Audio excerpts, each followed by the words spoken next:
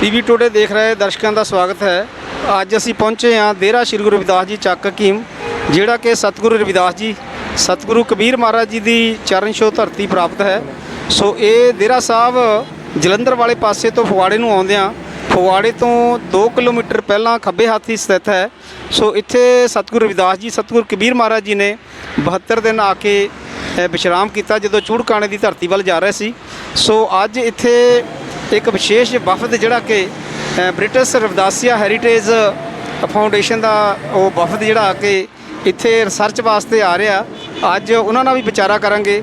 सो आओ देखते हैं, लेंदे हैं जानकारी इत्थे दे गद्दी नशीन संत बाबा परशोत्तम लाल जी तो ते जिहड़ी वो संस्था ब्रिटिश रविदासिया हैरीटेज फाउंडेशन जिहड़ी कि यूके च बनी हुई है, वो पूरे वर्ल्ड दे विच अपणियां सेवावां जिहड़ियां गुरु रविदास महाराज की जीवनी नूं लैके दे रही आ। सो अज गल करांगे उन्हां दे नाल कि इत्थे बारे इस गुरु महाराज की चरण छो धरती बारे की वो विचारां करन आ रहे हैं। धन्यवाद जी। ब्रिटिश रविदासिया हैरीटेज फाउंडेशन इस मन्ने तन्ने इस इतिहासक स्थान पर पहुँचे हाँ, जिथे असी जानकारी करनी चाहते हैं कि इस स्थान के पिछे हिस्टरी की है, सतगुरु रविदास महाराज जी के जीवन के नाल जुड़ी हुई इत्थे दी की हिस्टरी है। अते अज असी महापुरुषों के कोलों बेनती करांगे कि इस स्थान के बारे भी सानू समझाओ तो ये कदों को ये जगह होने में आई तो ये पिछे हिस्टरी तुसी सानू दसी है कि महाराज जी सतगुरु रविदास महाराज जी इस जगह पर आन ठहरे सी ते इस जगह की साजना होने ते इन्हां दे बारे भी महाराज जी कुछ चानना पाओ कि इस संस्था कदों बनी, किहड़े महापुरुषों की इन्हां दे विच जान देन है तो उहदे बारे भी चानना पाओ प्लीज़। सो असीं बेनती करते हैं कि इस स्थान बारे सानू पूरी जानकारी दी जाए। महंत परशोत्तम लाल संत बाबा हीरा दास जी ने ये जिहड़ा स्थापित किया स्थान है, पुरातन स्थान है। सो ये सारा वफद जानना चाहता कि ये इतिहासक स्थान बारे पूरा इतिहास संत बाबा परशोत्तम लाल जी इत्थों के गद्दी नशीन ने वो दसणगे। संत बाबा परशोत्तम लाल जी। सारी संगत नूं जय गुरुदेव, धन गुरुदेव। अज रविदासिया जो ब्रिटिश रविदासिया हैरीटेज फाउंडेशन वालों जो समूह संगत चल के पावन स्थान पर आई है, मैं दिलों धन्यवाद करदा। ये वो स्थान है जिस स्थान पर सतगुरु रविदास जी सतगुरु कबीर साहब ने चरण पाए। 1485 दे विच महाराज जी इत्थे चल के आए। इत्थों चलते हुए महाराज जी चूड़काने की जो पाकिस्तान दे विच इतिहासक स्थान जिन्होंने सच्चे सौदे नाम नाल जानिया जाता है, उस पावन स्थान पर महाराज इस स्थान तो होंदे गए। इत्थे हज़रत मियाँ नूं उस राम परमात्मा के दर्शन कराए और हज़रत मियाँ दीयां 9 पीढ़ियां ने इत्थे इबादत की। और बाबा हीरा दास महाराज इस स्थान पर 1845 ईस्वी में आए और ये विश्व का पहला स्थान और पहली खोज है कि इस स्थान नूं डेरा श्री गुरु रविदास मंदिर के नाम नाल जानिया जाता है। और ये सांझी बालता का प्रतीक है। सर्व सांझी बाल सदैन कोय न दिसे 12 जियो। रविदास महाराज का फरमान है कि जहाँ जहाँ जाऊँ तहाँ तेरी सेवा, तुम सो ठाकर और ना देवा, तुमरे भजन कटै जम फासा, भगत हेत गावै रविदासा। इस पावन स्थान पर जो चित्रकारी भी है वो सारे ही समाज नूं जोड़न वास्ते की गई, क्योंकि महाराज का एको ही सुनेहा है कि सारा ही संसार एक रब परमात्मा की अंश वंश है। जे परमात्मा एक है तो असी सारे ही उहदी औलाद हाँ। कोई धर्म के नाँ ते कोई वसीलियां दे नाल कोई तोड़ के समाज नूं वखना ना करे, एक ना जोड़न वास्ते इतिहासक स्थान उस समय तो काम कर रहा है। इस स्थान पर बाबा हीरा दास महाराज ने इस स्थान का निर्माण किया और इस स्थान पर महाराजा जगतजीत सिंह ने जो ये दरबार बन के तैयार होया, उस वेले आपां 5 मरले भी जमीन रख नहीं सी सकते। तो उस वेले ये बड़ी वड्डी घटना हुई कि महाराजा जगतजीत सिंह नूं इस स्थान पर आके झुकना पिया और 158 कनाल 9 मरले जमीन उस वेले गुरु रविदास महाराज के नाम पर दान की गई, जो अज भी मौजूद है। जिहदे विच रविदास मिशन चैरिटेबल हॉस्पिटल चल रहा है, जो कि इंग्लैंड की साउथ हाल की संस्था चला रही है। इस तरह इस स्थान पर समय समय बड़ियां घटनावां वापरियां। इस समय साडे नाल देसराज जो गंगा जी और बहुत समूह संगतां, सतपाल नीर जी, रवि कुमार मंत्री जी, बड़े उगे समाज सेवी साडे नाल चल के स्थान की सेवा निभा रहे हैं। आप साहब दा आयां दा धन्नवाद। जय गुरुदेव, धन गुरुदेव जी। उस वक्त महाराज जी ने इत्थे बौली का निर्माण कराया। इस स्थान तो महाराज जी जल पानी ਲੈਂਦੇ ਸਨ ਔਰ ਸੰਗਤਾਂ ਨੂੰ ਵੀ ਪਿਲਾਉਂਦੇ ਸਨ। 1845 ਦੇ ਵਿੱਚ ਮਹਾਰਾਜ ਜੀ ਨੇ ਇੱਥੇ ਚਰਨ ਪਾਏ। ਇਹ ਮਹਾਰਾਜ ਜੀ ਦੀ ਪ੍ਰਤਿਮਾ ਹੈ। ਇਸੇ ਸਥਾਨ 'ਤੇ ਮਹਾਰਾਜ ਜੀ ਦਾ ਅੰਤ ਸਮੇਂ ਦਾ ਜਿਹੜਾ ਨਮੋਸ਼ੇ ਦਾ ਸਮਾਂ ਸੀ, ਇਸੇ ਸਥਾਨ 'ਤੇ ਸੀ। ਤੇ ਇਸ ਆਰਗੇਨਾਈਜੇਸ਼ਨ ਦਾ ਕੀ ਸਿਧਾਂਤ ਉਹਨਾਂ ਨੇ ਰੱਖਿਆ ਤੇ ਕਿੰਨੀ ਦੂਰ ਦਰਾੜ ਤੱਕ ਇਸ ਕੰਮ ਨੂੰ, ਕਿਹੜਾ ਕਾਰਜ ਖੇਤਰ ਹੈ, ਕਿੱਥੇ ਤੱਕ ਇਸ ਕੰਮ ਨੂੰ ਆਪਾਂ ਕਰ ਰਹੇ ਹਾਂ? ਉਹ ਪ੍ਰਕਾਸ਼ ਬਾਬਾ ਜੀ। ਥੈਂਕ ਯੂ ਦੇਸਰਾਜ ਬੰਗਾ ਜੀ। ਅੱਜ ਅਸੀਂ ਚੱਕ ਹਕੀਮ ਸਤਿਗੁਰਾਂ ਦੀ ਚਰਨ ਛੋਹ ਪ੍ਰਾਪਤ 'ਤੇ ਪਹੁੰਚੇ ਹਾਂ।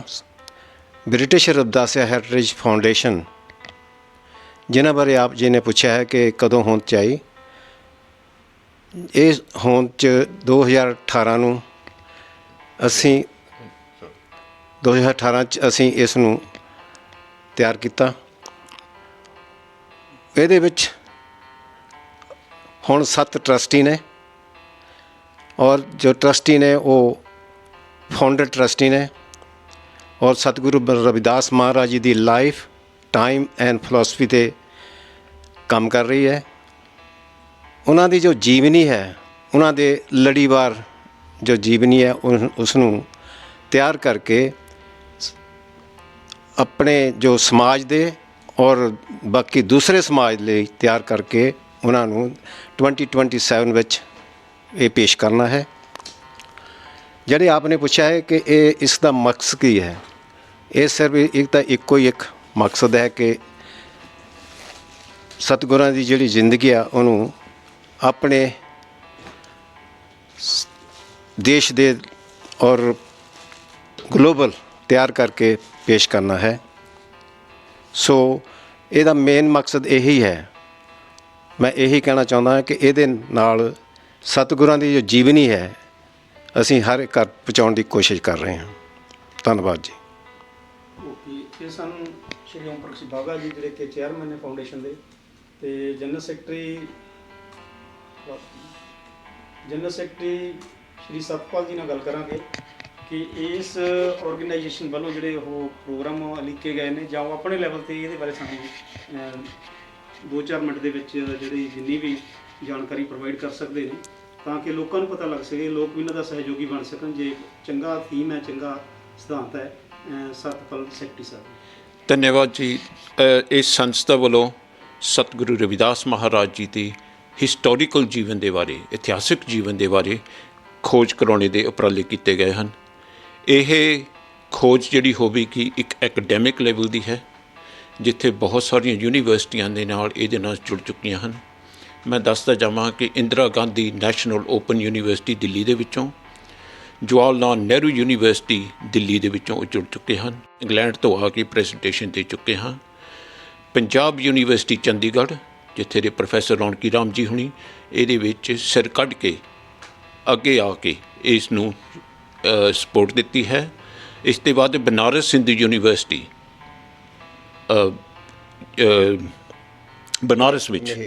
ਬਨਾਰਸ ਵਿੱਚ ਜਿੱਥੇ ਪ੍ਰੋਫੈਸਰ ਮਹੇਸ਼ ਜੀ ਹੁਣੀ ਅੱਗੇ ਆਏ ਹਨ। ਇੰਗਲੈਂਡ ਦੇ ਵਿੱਚੋਂ ਯੂਨੀਵਰਸਿਟੀ ਆਫ ਵੁਲਵਰਹੈਂਪਟਨ, ਉਹਨਾਂ ਦੇ ਨਾਲ ਮਿਲ ਕੇ ਸੈਮੀਨਾਰ ਹੋ ਚੁੱਕੇ ਹਨ। ਔਰ ਨਾਲ ਮੈਂ ਦੱਸਦਾ ਜਾਵਾਂ ਕਿ 14 ਅਕਤੂਬਰ ਨੂੰ ਜਵਾਹਰ ਲਾਲ ਨਹਿਰੂ ਯੂਨੀਵਰਸਿਟੀ ਵਿੱਚ ਸੈਮੀਨਾਰ ਹੋਇਆ, ਜਿੱਥੇ ਆਸਟ੍ਰੇਲੀਆ ਤੋਂ ਪ੍ਰੋਫੈਸਰ ਪੀਟਰ ਫਰਾਈਲੈਂਡੇ ਨੇ ਇਹਨਾਂ ਦੇ ਵਿੱਚ ਭਾਗ ਪਾਇਆ। ਕਿ ਪੀਟਰ ਫਰਾਈਲੈਂਡਰ ਜੀ 1970 ਤੋਂ ਲੈ ਕੇ, ਉਹ ਅੰਗਰੇਜ਼ ਹੈ, ਉਹਨਾਂ ਨੇ 1970 ਤੋਂ ਲੈ ਕੇ ਸਤਿਗੁਰੂ ਰਵਿਦਾਸ ਮਹਾਰਾਜ ਜੀ ਨੂੰ ਸਟੱਡੀ ਕਰਨੀ ਸ਼ੁਰੂ ਕਰ ਰੱਖੀ ਹੈ। ਜਾਪਾਨ ਤੋਂ ਪ੍ਰੋਫੈਸਰ ਫੁਨਾਹਾਸ਼ੀ ਜੀ ਉਹ ਜੁੜੇ ਨੇ, ਉਹ ਜੈਪਨੀਜ਼ ਹਨ। ਉਹਨਾਂ ਨੇ ਵੀ ਬੜੇ ਲੰਮੇ ਸਮੇਂ ਤੋਂ ਸਤਿਗੁਰੂ ਰਵਿਦਾਸ ਮਹਾਰਾਜ ਦੀ ਖੋਜ ਕਰ ਰਹੇ ਹਨ। ਔਰ ਪੀਟਰ ਫਰਾਈਲੈਂਡਰ ਜੀ ਜਿਹੜੇ ਆਸਟ੍ਰੇਲੀਆ 'ਚ ਬੈਠੇ ਹਨ ਪ੍ਰੋਫੈਸਰ, ਉਹਨਾਂ ਦੀ ਟੀਮ 4 ਮੈਂਬਰਾਂ ਦੀ ਟੀਮ, ਉਹਨਾਂ ਦੇ ਕੋਲ ਕੁਛ ਮਟੀਰੀਅਲ ਆਇਆ ਹੈ ਜਿਹੜਾ 1461 ਦੀ ਉਹਦੀ ਡੇਟ ਆਉਂਦੀ ਉਹਨਾਂ ਦੀ, ਉਸ ਚੀਜ਼ ਨੂੰ ਉਹ ਸਟੱਡੀ ਕਰਨਾ ਚਾਹੁੰਦੇ ਹਨ ਅਤੇ ਉਹਨਾਂ ਨੂੰ ਉਹ ਸਟੱਡੀ ਕਰ ਰਹੇ ਹਨ। ਦੇਖੋ ਇਸ ਲੈਵਲ ਦੀ ਇਹ ਰਿਸਰਚ ਹੈ। ਸਾਡੇ ਅੰਦਰੂਨੀ ਮਸਲੇ ਜਿਹੜੇ ਕਾਫੀ ਹਨ, ਉਹਨਾਂ ਤੋਂ ਇਹ ਇੱਕ ਪਾਸੇ ਹੋ ਕੇ ਉੱਪਰ ਉੱਠ ਕੇ ਇਹ ਸਟੱਡੀ ਕਰਾਉਣੀ ਚਾਹੁੰਦੇ ਹਾਂ ਅਸੀਂ, ਜਿਹਦੇ ਵਿੱਚ ਮਤਲਬ ਕੀ ਹੈ ਕਿ ਅਸੀਂ ਦੇਸ਼ਾਂ ਵਿਦੇਸ਼ਾਂ ਦੇ ਵਿੱਚ ਬੈਠ ਕੇ ਆਪਣੀਆਂ ਜ਼ਿੰਦਗੀਆਂ ਬਤੀਤ ਕੀਤੀਆਂ ਹਨ। ਗਾਹਾਂ ਸਾਡੀਆਂ ਪੀੜ੍ਹੀਆਂ, ਮੈਂ ਆਪਣੇ ਪਰਿਵਾਰ ਦੀ ਗੱਲ ਕਰਾਂ, ਮੇਰੇ ਪਰਿਵਾਰ ਦੀ, ਮੇਰੇ ਫਾਦਰ ਤੋਂ ਲੈ ਕੇ ਸਾਡੀ ਚੌਥੀ ਪੀੜ੍ਹੀ ਇੰਗਲੈਂਡ ਦੇ ਵਿੱਚ ਅੱਜ ਕਾਇਮ ਹੈ। ਉੱਥੇ ਦੇ ਜਿਹੜੇ ਸਾਡੇ ਆਏ ਰਹੇ ਬੱਚੇ, ਮੈਂ ਆਪਣੇ ਪੋਤੇ ਪੋਤੀਆਂ ਦੀ, ਪੜੋਤੀਆਂ ਦੀ ਗੱਲ ਕਰਾਂ ਕਿ ਉਹਨਾਂ ਨੂੰ ਗੁਰੂ ਰਵਿਦਾਸ ਜੀ ਦੇ ਬਾਰੇ ਕੀ ਪਤਾ ਲੱਗੇਗਾ। ਜੇ ਮੈਨੂੰ ਨਹੀਂ ਪਤਾ ਤਾਂ ਉਹਨਾਂ ਨੂੰ ਕਿਸ ਤਰੀਕੇ ਨਾਲ ਪਤਾ ਲੱਗੇਗਾ। ਦੂਸਰੇ ਪਾਸਿਓਂ ਮੈਂ ਕ੍ਰਿਸਚੀਅਨਿਟੀ ਨੂੰ ਬਥੇਰਾ ਪੜ੍ਹਿਆ ਹੈ, ਸਿੱਖਿਜ਼ਮ ਨੂੰ ਪੜ੍ਹਿਆ ਹੈ, ਹਿੰਦੂਇਜ਼ਮ ਨੂੰ ਪੜ੍ਹਿਆ ਹੈ, ਪਰ ਗੁਰੂ ਰਵਿਦਾਸ ਜੀ ਦੇ ਬਾਰੇ ਮੈਨੂੰ ਬਹੁਤ ਘੱਟ ਮਿਲਿਆ ਹੈ, ਜਿਸ ਦੇ ਵਿੱਚ ਮੇਰਾ ਜਨਮ ਹੋਇਆ ਹੈ, ਇਸ ਸੁਸਾਇਟੀ 'ਚ ਮੇਰਾ ਜਨਮ ਹੋਇਆ ਹੈ। ਸੋ ਇਹ ਸੋਚ ਲੈ ਕੇ ਅੱਗੇ ਚੱਲੇ ਹਾਂ ਕਿ ਉਹ ਚੀਜ਼ ਪੈਦਾ ਕਰਨੀ ਹੈ ਜਿਹੜੀ ਕਿ ਪੂਰੇ ਸੰਸਾਰ ਨੂੰ, ਇਹ ਇੱਕ ਜਾਤੀ ਦੇ ਲਈ ਨਹੀਂ, ਇੱਕ ਦੇਸ਼ ਦੇ ਲਈ ਨਹੀਂ ਹੈ, ਇਹ ਪੂਰੇ ਸੰਸਾਰ ਦੇ ਲਈ ਇੱਕ ਐਜੂਕੇਸ਼ਨਲ ਰਿਸੋਰਸ ਬਣੇ, ਜਿੱਥੇ ਕਿ ਕੋਈ ਵੀ ਪ੍ਰਾਣੀ ਇਸ ਦੇ ਬਾਰੇ, ਗੁਰੂ ਰਵਿਦਾਸ ਦੇ ਬਾਰੇ ਜਾਣਨਾ ਚਾਹਵੇ ਤੇ ਉਹਨੂੰ ਮਿਲ ਸਕਦਾ ਹੈ। ਅਫਰੀਕਾ ਦੇ ਕਾਲੇ ਲੋਕ ਪੜ੍ਹਨਾ ਚਾਹੁੰਦੇ, ਉਹਨਾਂ ਨੂੰ ਮਿਲ ਜਾਣਾ ਚਾਹੀਦਾ ਹੈ। ਜਾਪਾਨ ਦੇ ਲੋਕ ਉਹਨੂੰ ਪੜ੍ਹਨਾ ਚਾਹੁੰਦੇ, ਉਹਨਾਂ ਨੂੰ ਮਿਲ ਜਾਣਾ ਚਾਹੀਦਾ ਹੈ। ਇਟਲੀ ਦੇ ਵਿੱਚ ਬੈਠੇ ਇਟਾਲੀਅਨ ਲੋਕ ਪੜ੍ਹਨਾ ਚਾਹਵੇ ਤਾਂ ਉਹਨਾਂ ਨੂੰ ਮਿਲ ਜਾਣਾ ਚਾਹੀਦਾ ਹੈ। ਬਾਕੀ ਹਰੇਕ ਧਰਮਾਂ ਦੀ, ਹਰੇਕ ਮਜ਼ਹਬਾਂ ਦੀ, ਹਰੇਕ ਮਹਾਂਪੁਰਸ਼ਾਂ ਦੀ ਹਿਸਟਰੀ ਮਿਲਦੀ ਹੈ, ਪਰ ਸਤਿਗੁਰੂ ਰਵਿਦਾਸ ਮਹਾਰਾਜ ਦੇ ਜੀਵਨ ਦੇ ਬਾਰੇ ਸਾਡੀ ਆਪਣੀ ਕਮਿਊਨਿਟੀ ਦੇ ਵਿੱਚ ਕੁਝ ਕਥਾ ਕਹਾਣੀਆਂ ਮਿਲਦੀਆਂ ਹਨ, ਜਿਨ੍ਹਾਂ ਦੇ ਵਿੱਚ ਕੋਈ ਬਹੁਤੀ ਬੇਸ ਨਹੀਂ ਮਿਲ ਰਹੀ ਸਾਨੂੰ। ਕੀ ਹੋਇਆ ਸੀ, ਕਿੱਥੇ ਹੋਇਆ ਸੀ, ਕਦੋਂ ਹੋਇਆ ਸੀ, ਕੀ ਸਾਡੇ ਕੋਲ ਸਬੂਤ ਹੈ, ਇਹ ਚੀਜ਼ਾਂ ਦੀ ਖੋਜ ਕਰਨ ਲਈ ਉਪਰਾਲੇ ਕੀਤੇ ਹਨ। ਇਹਦੀ ਇੱਕ ਮੈਥੋਡੋਲੋਜੀ ਤਿਆਰ ਕਰ ਚੁੱਕੇ ਹਾਂ, ਜਿਹੜੀ ਯੂਨੀਵਰਸਿਟੀਆਂ ਦੇ ਵਿੱਚ ਦੱਸੀ ਜਾਂਦੀ ਹੈ ਕਿ ਅਸੀਂ ਕੀ ਕਰਨਾ ਚਾਹੁੰਦੇ ਹਾਂ। ਕੰਮ ਕਰਨ ਦਾ ਤਰੀਕਾ ਵੀ ਲਿਖ ਚੁੱਕੇ ਹਾਂ, ਉਹਦੀ ਮੈਥੋਡੋਲੋਜੀ ਤਿਆਰ ਹੋ ਚੁੱਕੀ ਹੈ। ਮੈਥੋਡੋਲੋਜੀ ਤੋਂ ਬਾਅਦ ਜਿਹੜੇ ਅੱਗੇ ਕੰਮ ਹੋਣੇ ਹਨ ਉਹਦੇ ਵੀ ਪਲਾਨ ਤਿਆਰ ਹੋਏ ਹਨ। ਉਹ ਸਮਾਂ ਆਵੇਗਾ ਤੇ ਕਮਿਊਨਿਟੀ ਦੇ ਨਾਲ ਸਾਂਝੀ ਕਰਾਂਗੇ। ਸੋ ਬੰਗਾ ਸਾਹਿਬ ਜੀ, ਇਹੋ ਛੋਟੀ ਜਿਹੀ ਸਾਡੇ ਬ੍ਰਿਟਿਸ਼ ਰਵਿਦਾਸੀਆ ਹੈਰੀਟੇਜ ਫਾਊਂਡੇਸ਼ਨ ਵੱਲੋਂ ਕੋਸ਼ਿਸ਼ ਹੋ ਰਹੀ ਹੈ, ਔਰ ਇਸ ਕੋਸ਼ਿਸ਼ ਦੇ ਨਾਲ ਮੈਂ ਇਹ ਜ਼ਰੂਰ ਕਹੂੰਗਾ, ਇਹ ਸਿਰਫ ਬ੍ਰਿਟਿਸ਼ ਰਵਿਦਾਸੀਆ ਹੈਰੀਟੇਜ ਫਾਊਂਡੇਸ਼ਨ ਦੇ ਟਰਸਟੀਜ਼ ਦੀ ਕੋਸ਼ਿਸ਼ ਨਹੀਂ ਹੈ, ਇਹ ਪੂਰੇ ਸੰਸਾਰ ਦੇ ਵਿੱਚੋਂ ਜਿਹੜਾ ਵੀ ਇਹਦੇ ਵਿੱਚ ਹਿੱਸਾ ਪਾਉਣਾ ਚਾਹਵੇ ਜੀਆ ਨੂੰ ਹੈ। ਅਸੀਂ ਕਿਸੇ ਦਾ ਧਰਮ ਨਹੀਂ ਪੁੱਛਾਂਗੇ, ਕਿਸੇ ਦੀ ਜਾਤ ਨਹੀਂ ਪੁੱਛਾਂਗੇ, ਕਿਸੇ ਦੀ ਨੈਸ਼ਨੈਲਿਟੀ ਨਹੀਂ ਪੁੱਛਦੇ, ਕਿਸੇ ਦੇ ਬੈਂਕ ਬੈਲੈਂਸ ਵੀ ਨਹੀਂ ਪੁੱਛਦੇ, ਕੌਣ ਗਰੀਬ ਹੈ ਤੇ ਕੌਣ ਅਮੀਰ ਹੈ। ਇਸ ਪ੍ਰੋਜੈਕਟ ਨੂੰ ਕੋਈ ਵੀ ਸਪੋਰਟ ਕਰਨਾ ਚਾਹਵੇ, ਉਹਨਾਂ ਨੂੰ ਅਸੀਂ ਖੁੱਲ੍ਹੀਆਂ ਬਾਹਾਂ ਦੇ ਨਾਲ ਉਹਨਾਂ ਦਾ ਸਵਾਗਤ ਕਰਦੇ ਹਾਂ। ਔਰ 2027 ਤੱਕ ਅਸੀਂ ਟਾਰਗੇਟ ਰੱਖਿਆ ਹੈ। 2019 ਦੇ ਵਿੱਚੋਂ ਇਹਦਾ ਪਲਾਨ ਬਣਾਇਆ ਸੀ, ਅਸੀਂ 8 ਸਾਲ ਦਾ ਪਲਾਨ ਬਣਾਇਆ ਮੇਰੇ ਸਾਥੀਆਂ ਨੇ ਬੈਠ ਕੇ। 8 ਸਾਲਾਂ ਦੇ ਵਿੱਚ ਅਸੀਂ ਕੁਛ ਨਾ ਕੁਛ ਕਰ ਸਕਾਂ, ਕਿ ਰਾਤੋਂ ਰਾਤ ਹੋਣੇ ਵਾਲਾ ਕੰਮ ਨਹੀਂ ਹੈ। 8 ਸਾਲ ਦਾ ਪਲਾਨ ਬਣਾਇਆ, 2019 ਤੋਂ ਲੈ ਕੇ 2027 ਤੱਕ ਅਸੀਂ ਇਹਨੂੰ ਕਿਸੇ ਨਤੀਜੇ 'ਤੇ ਪਹੁੰਚਾਉਣਾ ਚਾਹੁੰਦੇ ਹਾਂ। 2027 ਦਾ ਦਿਨ ਕੀ ਇੱਕ ਬੜੇ ਵੱਡਾ ਮਾਈਲਸਟੋਨ ਸਾਡੀ ਹਿਸਟਰੀ ਵਿੱਚ ਆਉਣੇ ਵਾਲਾ ਹੈ। 20 ਫਰਵਰੀ ਸ਼ਨੀਵਾਰ ਦਾ ਦਿਨ ਹੈ। 2027 ਨੂੰ ਸਤਿਗੁਰੂ ਰਵਿਦਾਸ ਮਹਾਰਾਜ ਜੀ ਦੇ 650 ਸਾਲ ਦੇ ਪੁਰਬ ਆਉਣੇ ਹਨ। ਉਸ ਦੀ ਤਿਆਰੀ ਕਰਦੇ ਹੋਏ ਕਿ ਅਸੀਂ 8 ਸਾਲਾਂ ਦੇ ਵਿੱਚ ਕੁਝ ਖੋਜ ਕਰਕੇ ਉਸ ਦਿਨ ਅਸੀਂ ਪੂਰੇ ਸੰਸਾਰ ਦੇ ਸਾਹਮਣੇ ਰੱਖ ਕੇ ਨਮਸਕਾਰ ਕਰਾਂਗੇ ਵੀ ਇਹ ਤੁਹਾਡੇ ਵਾਸਤੇ ਹੈ, ਇਹਨੂੰ ਅੱਗੇ ਲੈ ਚੱਲੇ। ਆਉਣੇ ਵਾਲੀ ਪੀੜ੍ਹੀਆਂ ਹੋਰ ਖੋਜ ਕਰਦੀਆਂ ਹੋਈਆਂ ਉਹਨੂੰ ਅੱਗੇ ਲੈ ਕੇ ਚੱਲਣਗੀਆਂ। ਸੋ ਬੰਗਾ ਸਾਹਿਬ ਜੀ, ਇਹ ਛੋਟਾ ਜਿਹਾ ਉਪਰਾਲਾ ਸ਼ੁਰੂਆਤ ਕੀਤੀ ਹੈ, ਔਰ ਮਹਾਂਪੁਰਸ਼ਾਂ ਦੇ ਚਰਨਾਂ ਦੇ ਵਿੱਚ ਵੀ ਅਰਦਾਸ ਹੈ। ਮਹਾਂਪੁਰਸ਼ਾਂ ਨੇ ਆਨਲਾਈਨ ਸੈਮੀਨਾਰ ਦੇ ਵਿੱਚ ਆਣ ਕੇ ਆਸ਼ੀਰਵਾਦ ਦਿੱਤੇ ਔਰ ਜੁੜੇ ਸਪੋਰਟ ਕੀਤੀ ਹੈ। ਔਰ ਅੱਜ ਵੀ ਬੇਨਤੀ ਕਰਦੇ ਹਾਂ ਕਿ ਮਹਾਰਾਜ ਜੀ ਕਿ ਆਪਾਂ ਮਿਲ ਕੇ ਇਸ ਪ੍ਰੋਜੈਕਟ ਨੂੰ ਲੈ ਚੱਲੀਏ। ਜੇ ਸਾਡੇ ਵਿੱਚ ਡੇਟਾਂ ਦੇ ਵਿੱਚ ਸਾਲ 2 ਸਾਲ ਦੇ ਫਰਕ ਹਨ, ਆਪਾਂ ਬੈਠ ਕੇ ਉਹਨੂੰ ਮੈਥਮੈਟਿਕਲੀ ਕੈਲਕੂਲੇਟ ਕਰਾਂਗੇ, ਸਾਇੰਟੀਫਿਕਲੀ ਪ੍ਰੂਵ ਕਰਾਂਗੇ। ਇਹ ਬ੍ਰਿਟਿਸ਼ ਰਵਿਦਾਸੀਆ ਹੈਰੀਟੇਜ ਫਾਊਂਡੇਸ਼ਨ ਦੀਆਂ 2 ਅੰਡਰਲਾਈਨ ਫੈਕਟਰਸ ਹੈ। ਸਾਇੰਟੀਫਿਕਲੀ ਪ੍ਰੂਵ ਕਰਾਂਗੇ, ਮੈਥਮੈਟਿਕਲੀ ਕੈਲਕੂਲੇਟ ਕਰਾਂਗੇ।